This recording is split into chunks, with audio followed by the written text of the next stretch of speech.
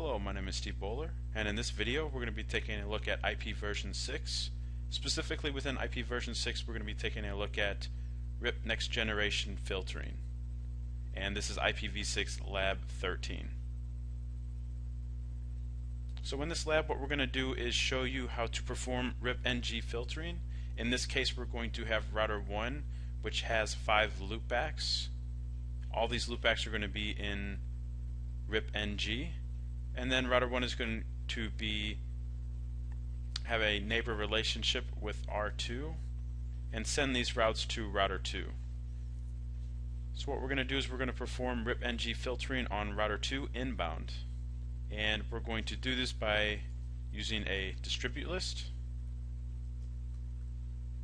inside of the IPv6 RIPng process on router 2, which is going to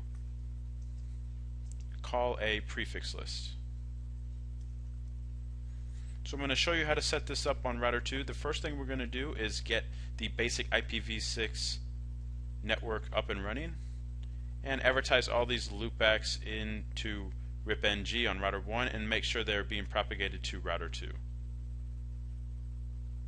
So again, the network topology is pretty simple. We have two routers, router 1 and router 2. They both share the same subnet mask. They are both part of the network 2001.12.12.12/64, and they are directly connected via their fast Ethernet 00 interfaces. Router 1 is the 1 IP address, and router 2 is the 2 IP address. So let's go ahead and get started. On router 1, the first thing we want to do is go ahead and, again, we are going to be performing IPv6. So the first thing we need to do is put in the command IPv6 unicast routing, because we're going to be running RIPng. So the next thing we want to do is go ahead and bring up our interfaces. So interface fast Ethernet 00, we're going to give the IPv6 address of 2001.12.12.12:1/64.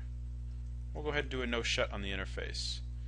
The next thing we want to do is, under the interface, we want to advertise the interface into RIPng. We're going to do this with the command IPv6 followed by RIP, and then it's going to ask us for the RIP process, which is going to be the name that we create.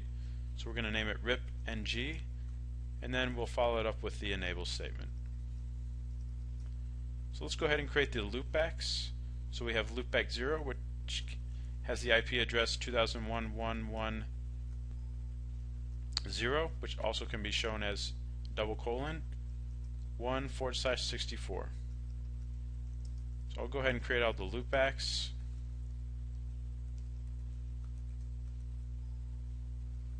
(2001.111:1)